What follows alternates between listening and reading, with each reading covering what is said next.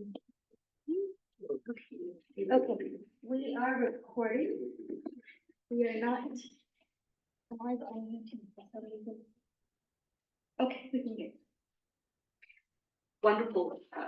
Good evening, everyone. I would like to call the Cities Association of Santa Clara County Legislative Action Committee meeting to order. Today is June 13th, 2024. And we have a short agenda today, but a very important one. And we have some very special guests. But before we get started, can we please have the roll? Ann Viney, present. J.R. Fruin or Hung Wei. Pete Daly. Stanley Mock. Rob Moore or Matthew Hudes. Carmen Montano or Evelyn Chua. David Elahi. Present. Mark Turner. Here. Ellen Kamei or Pat Showalter. Greer Stone. Peter Ortiz. Kathy Watanabe. Here. Tina Walia. Here. Alyssa Cisneros or Murali Srinivasan. Okay, we have 5 present chairs, so we do not have quorum. We won't be able to vote, but we can certainly have informational items. Okay, wonderful. So we have some very special guests today, and let me just give an overview. At the last meeting, the May meeting, we covered a lot of bills. Majority of the focus was on retail crime bills. I want to thank everyone on the committee for their work. The board of directors that night itself, they ratified the lax position on all of the bills, the 8 bills that we voted on. Nisa and I sent position letters, and the bills that we supported are AB 817, SB 21, SB 1095. Unfortunately, that's the Becker bill that has since died, and we're going to probably hear a little more about that. Then we supported AB 1779, AB 1794, AB 1772, AB 3209.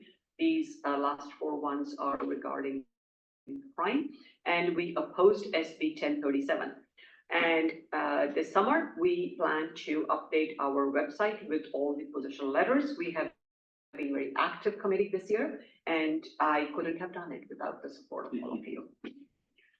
Okay, today's theme is a very important theme, that is the subject of climate and sustainability.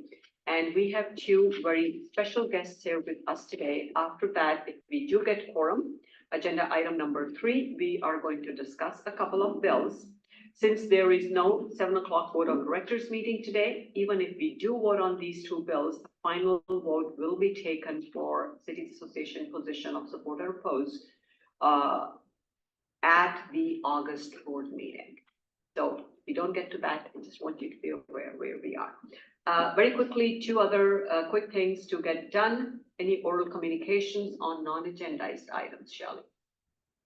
No. Okay. And there is a consent agenda item to approve minutes from the April and May meeting. We cannot do that. We don't have quorum. So let's move forward with the most important thing today, which is welcoming 2 special guests. No bias here on my part. Silicon Valley Clean Energy, we have the CEO, Monica Padilla. Monica, welcome. Thank you. And we have Silicon Valley Clean Energy's Director of Legislative and Regulatory Affairs, Benna Chang, with us. I'll just like to give a very brief bio intro of both of them before we have their presentation on this very important subject. So Monica Padilla, the Chief Executive Officer of SVCE, she has worked there and she works there to develop and execute policies set by the board of directors to achieve the Community Choice Energy Agency's mission of reducing fossil fuels and to reinvest in our community of SVCE territory, which is 13 communities in Santa Clara County. Previously, Monica was the Chief Operating Officer and Director of Power Resources at SPCE, where she led the team that was responsible for planning and procurement. Monica is just fabulous. She's right. Thank you. Since joining SPCE in 2018, Monica had helped negotiate and execute more than $3.6 billion in 20 long-term power purchase agreements for clean and renewable projects, including solar plus storage, geothermal, wind, and long-duration storage resources. Before joining SPCE, Monica worked for the City of Palo Alto Utilities for over 30 years, where she was instrumental in developing and implementing Palo Alto's carbon neutral plan in 2013, the first carbon neutral policy adopted for a municipal utility in California. I know most of us know Monica very well, but I can see member from the city of Santa Clara, and I know Greer, Mayor of Palo Alto, is not here with us today, but at some point he will catch up, and I want everyone to sort in the background Monica has. And regarding Benna Chang, Benna, the Director of Government and Legislative Affairs at SPCE, she works on legislation and coalition building. Great help to me, Benna, for everything. Prior to joining SPCE, Benna was the Intergovernmental Relations Director for the city of San Jose, at the 10th largest city in the United States. I know they still sing praises of you and miss you again, while SPCE is game. While at the city of San Jose, Benna engaged on and advocated for a vast variety of municipal policy issues at the regional, state, and federal levels, ranging from homelessness, pandemic mitigation and response, and clean energy. She was also Silicon Valley Leadership Group's Senior Vice President of Transportation, Housing, and Health. During her more than a decade at the Silicon Valley Leadership Group, Benna worked on many diverse projects and programs, including a successful 2008 Measure B campaign that secured operations funding for BART to Silicon Valley to tours of transit-oriented development in many communities in Silicon Valley. Benna graduated from Wellesley College with a major in English and a minor in astronomy. And I met Benna for the first time in 2009, I believe. So it was great to reconnect with her at SPCE. Okay, with that, the floor is yours, Monica. Thanks. Oh, we have more members. Councilmember Ortiz. Okay, welcome, Councilmember Ortiz. And we have Zane Barnes. And Councilmember Ortiz, can you tell us who the third person is sitting behind you? Oh, we can't hear you. The third person is Jay Davis from my office. Great, thank you. Welcome, Zane. You are very helpful to me. I appreciate that. And welcome, Jay. And we have one more member. Hi, Helen. Okay, with that, let's get started. Okay, well, thank you for the introduction and the sharing my bio. I don't know what else to add to that other than thank you so much for inviting us to be here. I understand that the history of Silicon Valley Clean Energy is very much tied to this group or this association, and that you helped us form. I unfortunately was not here when we formed, but I joined about a year and a half, 2 years later. Was still got in very much what we call the startup phase of the organization. So at SPCE, yes, we've accomplished quite a bit. We are now at 65, 66 employees. And a lot of that growth has happened in the last couple of years. We've also invested a lot in clean energy, as Chair Monte had mentioned. In addition to huge investments in clean energy, we've also issued our third prepaid for clean bonds this year, totaling $2.7 billion. And recently, the group that we issued these prepaid bonds, we created a bond conduit called California Community Choice Financing Authority through some CCAs, was named the largest clean bond issuer in the country. So that all happened in 3 years after you left, although you were very much an instrumental part in getting that approved. What's the interest rate you're getting now? slide on there. But we've managed to save about 10% a year on our customers' energy bill. So big thing. And now some of the cities are following suit. And so when I was at Palo Alto, we actually had spent some time looking at it for the gas utility. So it's something that has existed in the cities for many years, its ability to do prepays. In addition to that, we've returned about $100 million in savings to our communities, the members that made us, so the 12 cities and the unincorporated outside of Clara County. And we've also returned about $100 million through investments in decarbonization and other types of programs in the community. And that's what we were created for, was to be able to reinvest some money into our community so that we can accelerate the decarbonization for Silicon Valley or Santa Clara County. So a lot of exciting things that we've done. I am super thrilled to have this role as CEO. I don't know how I can mess it up. I have an amazing staff, amazing team, some of the most dedicated, qualified, smartest people you could work with. And I have a very supportive board.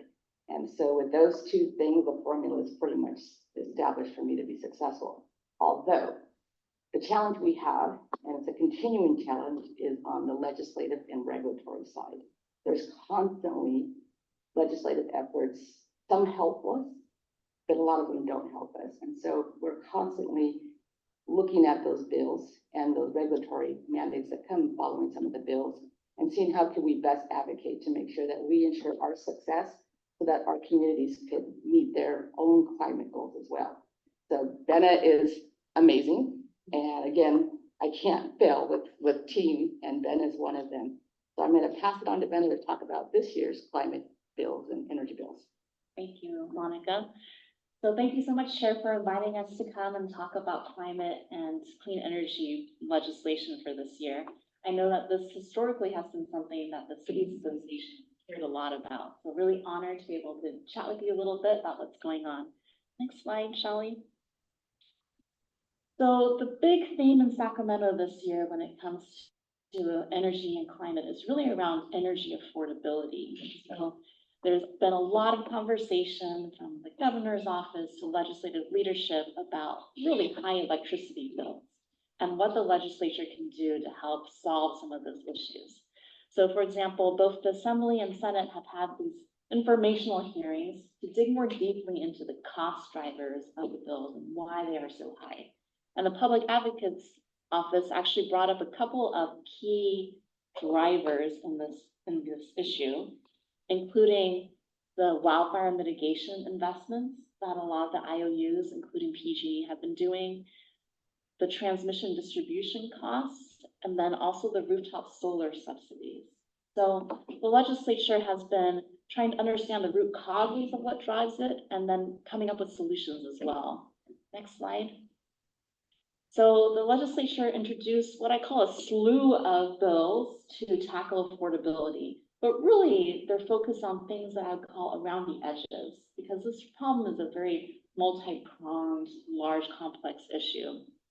So I've listed just a couple of bills on the slide on the things that they are trying to do. For example, SB 1130 by Bradford really talks about expanding access to existing low-income customer bill support programs to families that make between $62,000 and $78,000 for a family of 4. That bill is still moving. It's in the Assembly Energy Committee right now. There was a lot of conversation this year around income graduated fixed charge. You may have heard some of the news reports on it, but that was basically a proposal that the CPUC, the California Public Utilities Commission, recently adopted. That was based on legislation a couple years ago. That basically said that they would pull out some of the usage-based charges on people's bills and move into fixed charge, a flat charge, and then it's graduated based on income. So people with different income levels pay different amounts of that fixed charge. The legislature had a lot of conversation about the merits of that particular idea, and there were groups of legislators that introduced bills to kind of repeal that. Unfortunately, those have failed, and so they're not moving forward. And then very last bill on this list really was about looking at ways that the utilities can use technology to reduce the costs of our transmission infrastructure and basically use what we have better. So it just gives you a sense that the legislature is fumbling around for different ideas on how to solve this massive problem. Next slide, please. So I also wanted to bring up a couple of bills. As Monica mentioned to you, a big focus of Silicon Valley Clean Energy's mission is around decarbonization. And we very much care about decarbonizing the building sector and the transportation sector. And I brought up a couple of bills, including ones from our delegation, since I know that you guys have had conversations with them about their packages. One of them that the chair just mentioned was SB 1095 by Senator Becker. This is a bill that would have prohibited mobile home parks and homeowners associations from putting up additional barriers if somebody there wanted to electrify their house. Unfortunately, this particular bill did not make it through. And we heard that this was just a very hard budget year for the states. And this bill had additional staff that would need to be hired to do some work. And I think the senator still wants to work on this issue, but unfortunately, this bill died in the Appropriations Committee. The other bill that's still moving forward that we're very supportive of is AB 2513 by Assembly Member Clara. This is a bill that would require health warning labels on gas stoves. That basically says, just like other kinds of warning labels you might see on buildings throughout California, this is a warning label for gas stove that says there are pollutants that come out of gas stoves and this indoor air environment, and that you might want to turn on your fan to alleviate some of that pollution. And it talks about the impacts to sensitive populations, including children and respiratory issues. So that's a bill that we have supported at SVCE. And then finally, wanted to mention a bill that's important to us, SB 1221 by Senator Min. This is a bill that would basically create at the California Public Utilities Commission a new pilot program for communities that want to look at neighborhood level electrification. So there are some within our service territory that are interested in this particular idea, and others outside in the rest of California. And this particular bill would just set up the guidelines for how those pilot programs can run. Next slide. As you all know, there's also been a lot of conversation this year about potential climate bonds. And we've heard just at a high level, the state is looking at potentially another housing bond, a schools bond, and a climate bond. Very recently, the Assembly and Senate released their versions of what they might want to see in a climate bond. And I've listed out the pieces that we are most interested at Silicon Valley Clean Energy, but this is a very massive proposal. There's a lot of water projects, conservation projects, parks, etc., all included in this bond. And the future of this is pretty uncertain. The governor has been noticeably absent from these conversations. He hasn't said very much publicly about whether or not he supports this idea. And there are varying ranges of bond levels that the legislature is considering. So I think a lot of this is, we don't know if there will be a bond that comes for the November ballot or not. But just wanted to mention that there's some really interesting and exciting things that the legislature is looking at funding. I think given the terrible budget situation from this year and last year, that there were some cuts that the state had to make for their climate investments. And so they're looking at the bond as a way of backfilling some of that funding. Fine. And then finally, I wanted to end on a regulatory note. You know, I know this committee focuses a lot on legislation, but we really see regulations as the other side of the coin. So after bills are passed, a lot of it gets implemented on the regulatory side. And in this particular case, I wanted to bring up some things that are happening at that level that we think really impact local governments, and that local governments have an important role to advance some of these changes that are happening. So you might have heard that the Bay Area, the South Coast Air Management District, and even the state through CARB are looking at phasing out the sale of gas heaters starting in 2027. And as I mentioned, we really think local governments have a very active role to play in ensuring that electrification happens at a very cost-effective time for the customer.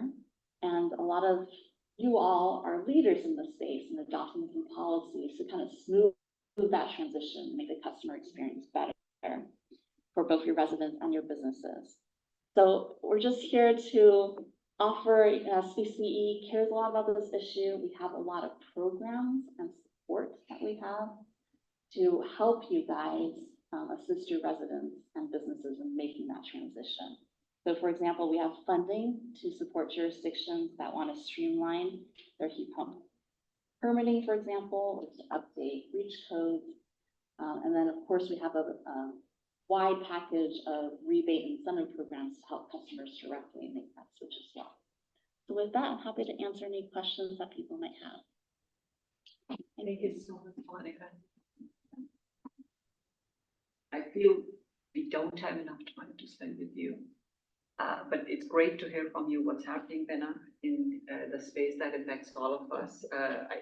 I know Javed has been there on MET. I am there right now, so I'm privy to a lot more information, but this is the time for all of you to ask questions and also take information back or follow up with questions, some of which I may already be aware of what's happening there.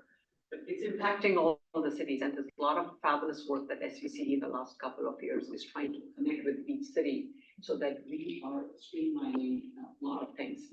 So two things I am going to highlight. The one is get your questions ready. I have a couple of them, but I'll go last. Keep in mind that after this, if we have time, we're going to vote on, now that we have quorum there. We don't have some. Why not? We have 7, we need 8 for quorum. Oh, we need 8, sorry. So our lawyer did say that, because Councilmember Ortiz has noticed that he's off-site, and it's noticed, so he can vote. But with him, it's still only 7. Sorry, my brain was in last night's meeting. We had 13, so I was counting 7 makes quorum. My bad on that. Here we need 8 for quorum. So the SVC, yeah, we're close.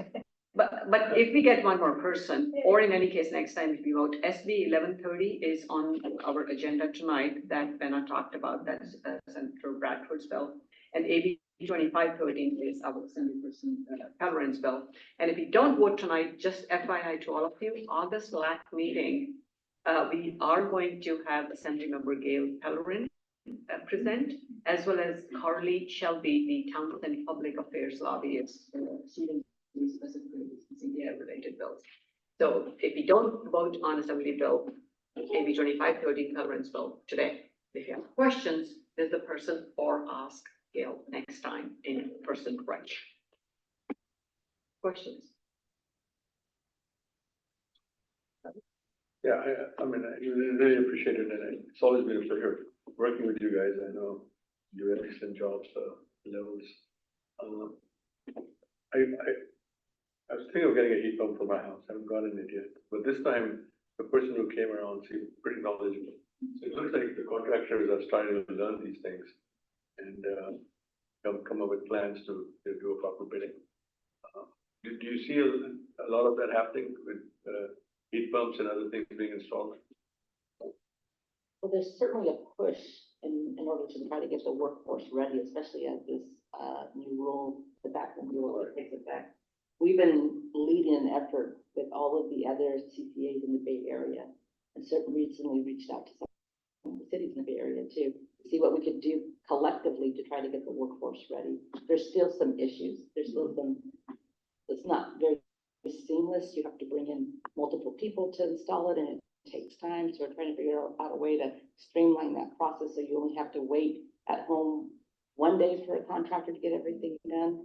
So there's definitely an effort to do that. But yes, we are making improvements, but I think that not at the pace that we need to make them still, especially when the rule takes effect. I think we'll see a much bigger demand for them. I know the subsidies that have been given are very helpful, but the cost still seems to be too high compared to just to place a heater that needs to be replacing to see that. So hopefully, as more contractors get involved, they'll get more competitive.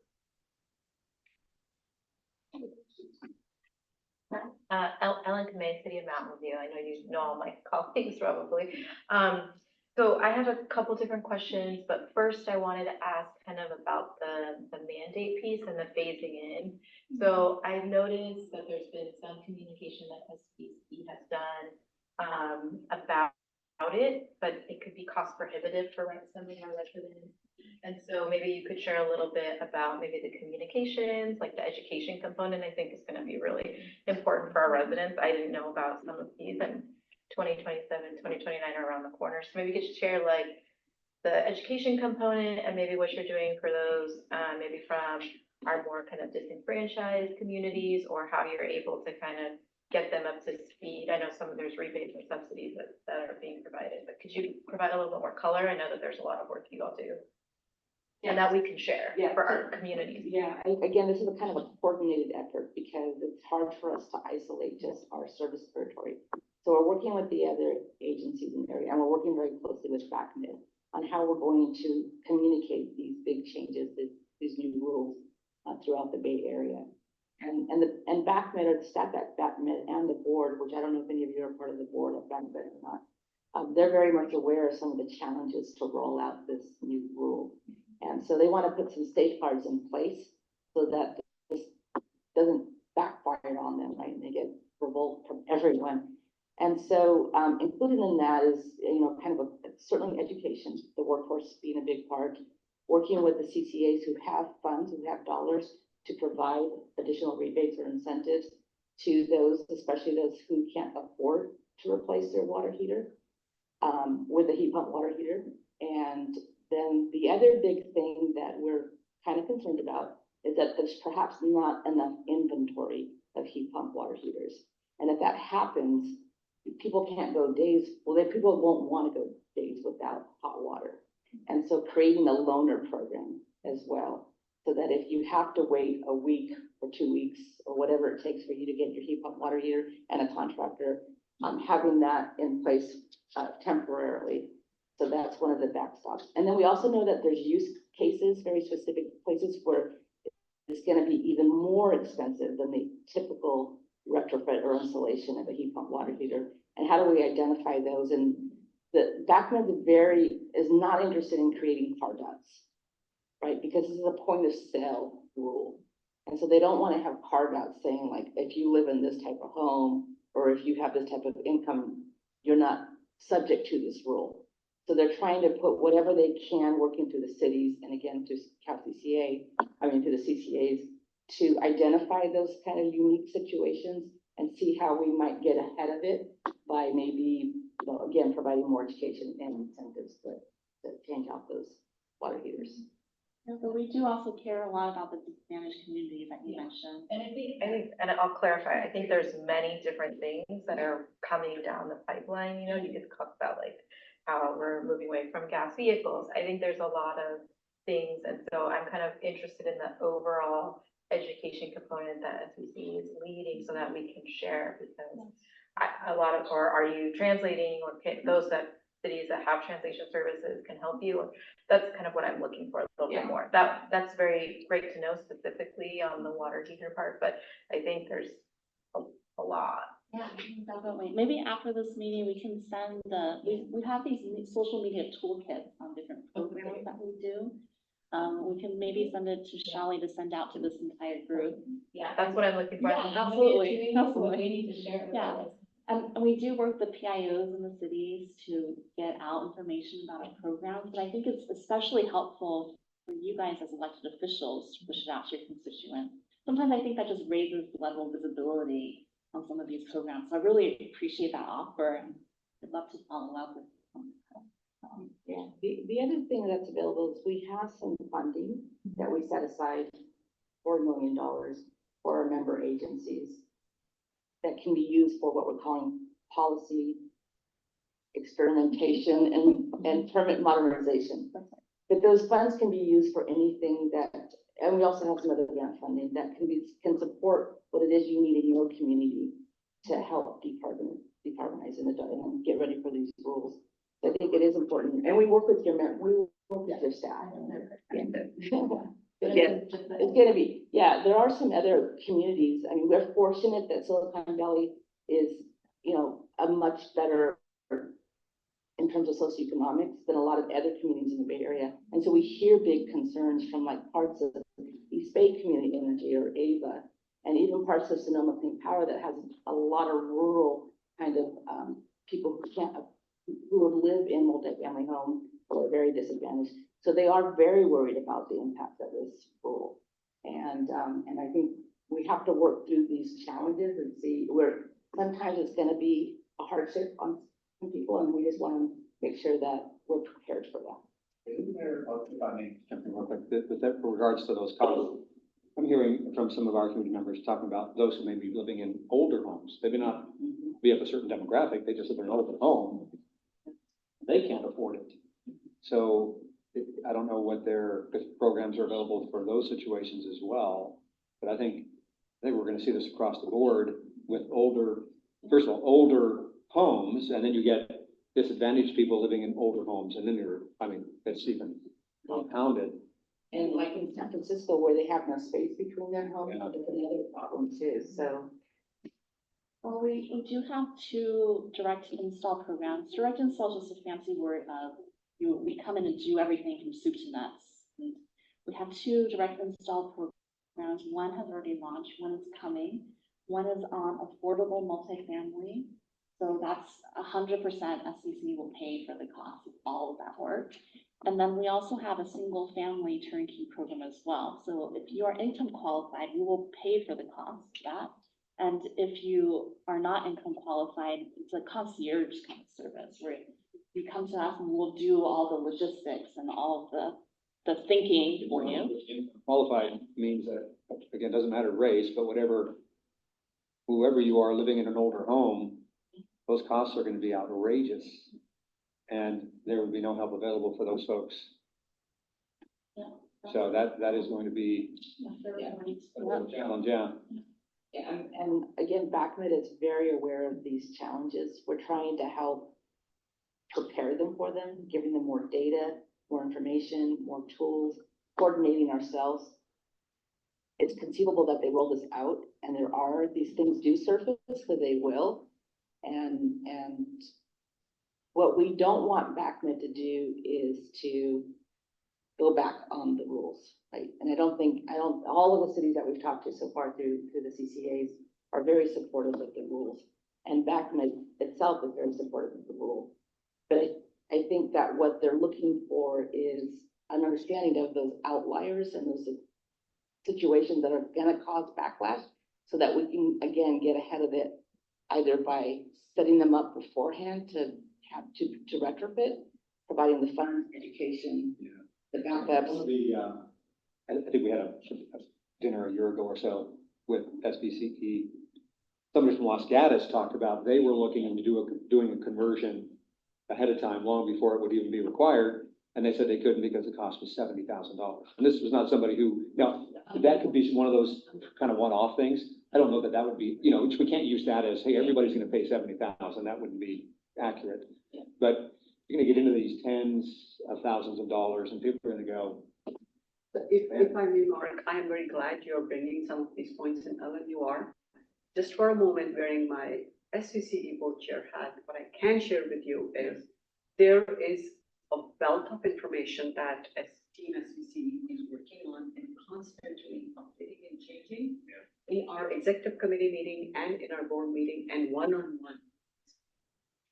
Breaking some of these issues forward as we hear them from all the 13 communities and allocating as a board, we continue to allocate a lot of dollars. And one of the key ingredients is keep in mind which are the communities, whether dollars or incentive or education, communication, all of that, because affordability, and I think they may be, by now they've heard this too many times from me. If a community like Saratoga, my city, and I said this in Sacramento, if we have issues with affordability with electricity, in Silicon Valley, Los Altos Hills folks, some of my friends are saying this is getting difficult.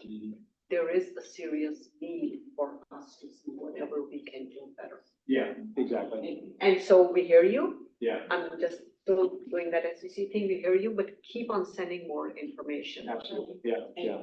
And the second part I want to mention is the information, the social media toolkits that Benna offered.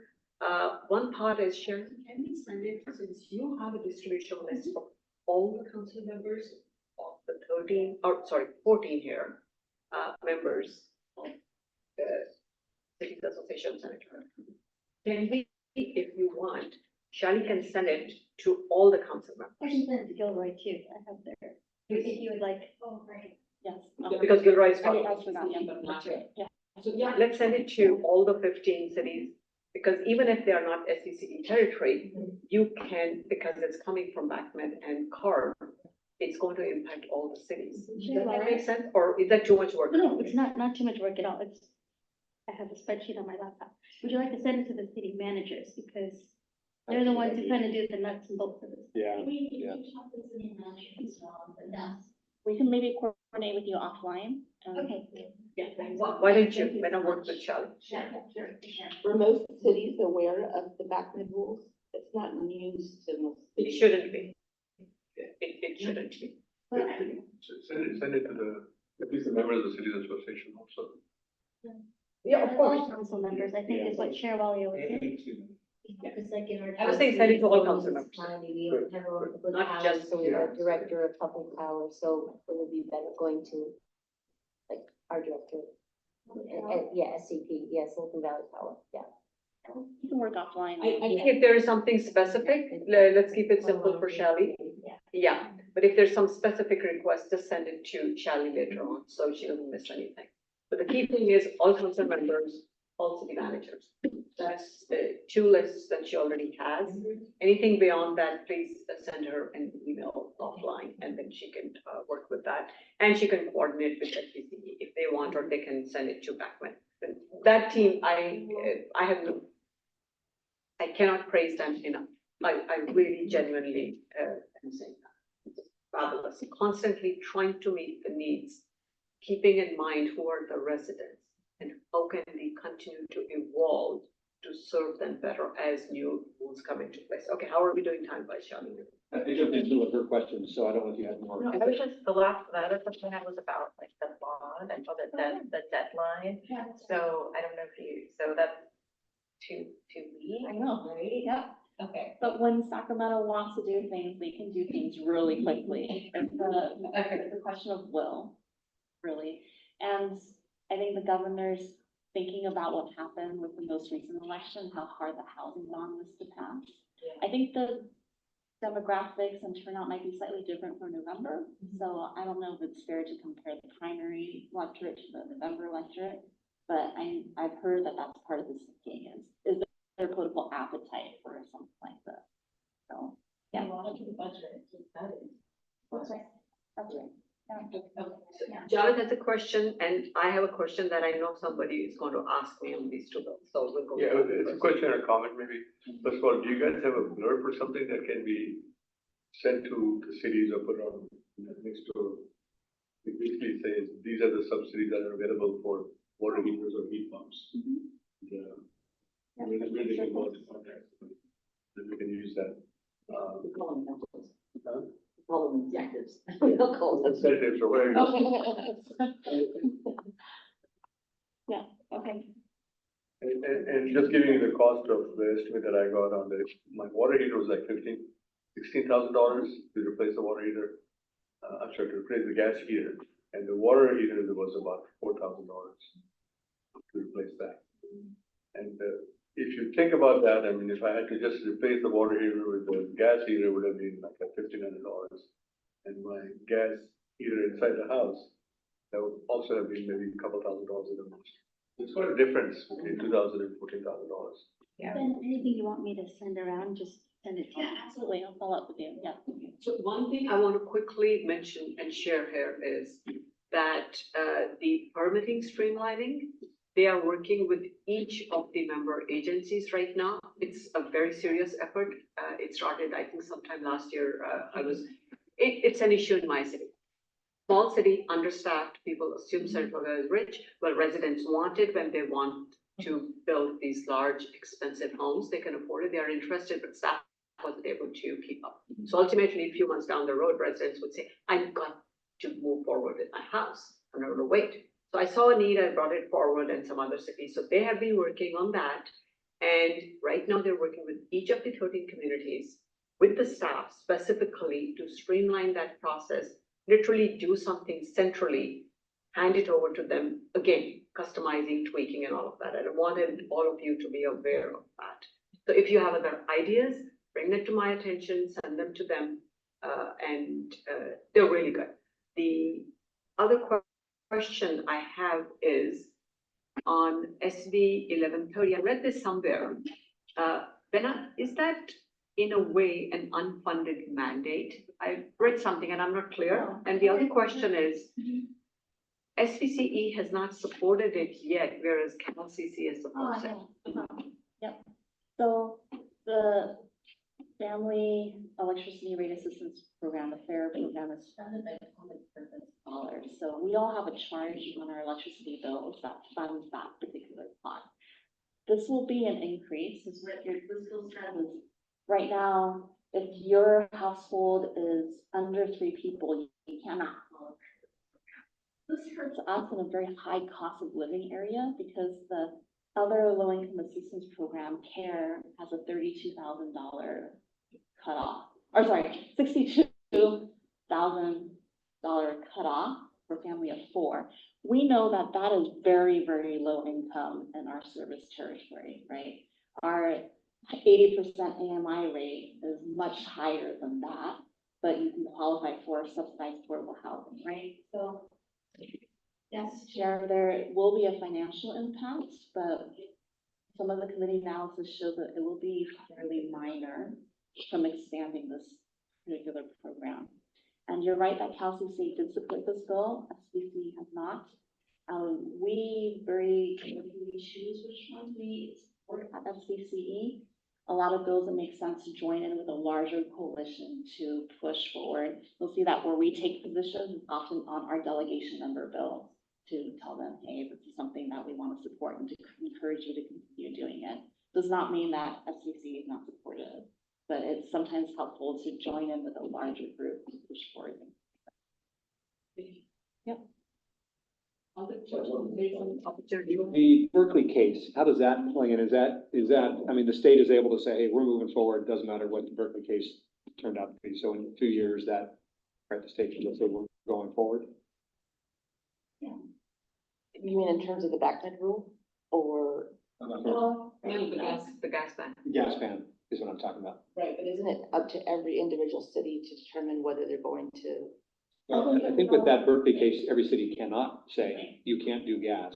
It's allowed, but at some point, the state is saying no more gas, right? And so when that is done, we move forward with electric. Is that correct? My understanding as a layperson is that there's different authorities being used at BachMed and at the state to say why they're allowed to do this. For BachMed, a lot of it is around air quality, right? That's their purview. Yeah. And they're really trying to limit outdoor air pollution. So that is the section of the law that they're leaning on to pass their particular rules. I believe the REACH code portion is a different section of law, and that's what got challenged in the Berkeley case. So I think there are different pieces, statute that are being referred to. But that's not to say, I don't know if there will be lawsuits in the future on that as well, right? So, Community probably would be on. sure, Yeah. sure. Yeah, okay. But that's my understanding. Just so that if people can run me with that, I can say, well, here's the deal is, but it sounds like it might be a little bit more complicated. Yeah, they're referring to 2 different sections of law and have their authority to 2 different places. Yeah, and I'm not an expert in this space either, but I also understand that the Berkeley issue was that it didn't conform to federal appliance standards. Yeah. Oh, okay. That only the Department of Energy can set appliance requirements for efficiency, and that was the part of the law that they referenced. Okay. And so that's why we have some cities that have changed their REACH codes so that it doesn't ban appliances, but rather sets a standard for indoor emissions. talk to Knox. Okay, that's helpful, thank you. And the information from SBCE was sent to SBCE board members, if I remember Yeah, correctly. and the city managers. And the city managers of each of the cities. Yeah. I know it because coincidentally, the attorney, the firm that did that also happens to be my city attorney. So because I distinctly recall when I received it, jokingly sending it to him, FYI, in case you still haven't heard it. That's how I distinctly recall getting it from SBCE. They sent it to all of us. So your city manager should know already. And whoever I'm forgetting is from. your It's, city. Councilmember Yvonne Martinez. Oh, of course. Oh, Yeah, on the board. But, Yeah, on the board, SEC board. we'll follow up with you as well, with more information if you're curious. Sure, no, that'd be great. Yeah. Yeah, thank you. So Mayor Turner, please follow up with, SBCE anytime. Yeah, very good. Please use this as a resource. Yes. For you, for exactly this kind of issue, right? If you're getting constituent calls about a certain thing and you're not sure what's happening, we're really happy to provide you additional information and any kind of resource that you might need to help. And the communication team is fabulous. And is really good on top of it. Benna? Might I share your presentation? Sure. So when I send around Benna's presentation, then I can send you the contact information? Yeah. And after this, I'll send you some things, probably next week. But yeah, we'll work on that. Thank you so much for inviting us today. Okay. Any public comment on this item? No. Okay, and we cannot do item number 3 because we don't have quorum. Okay. So last call, we have great guests, very, very superb in what they do, and climate being one of the priority areas for city communication.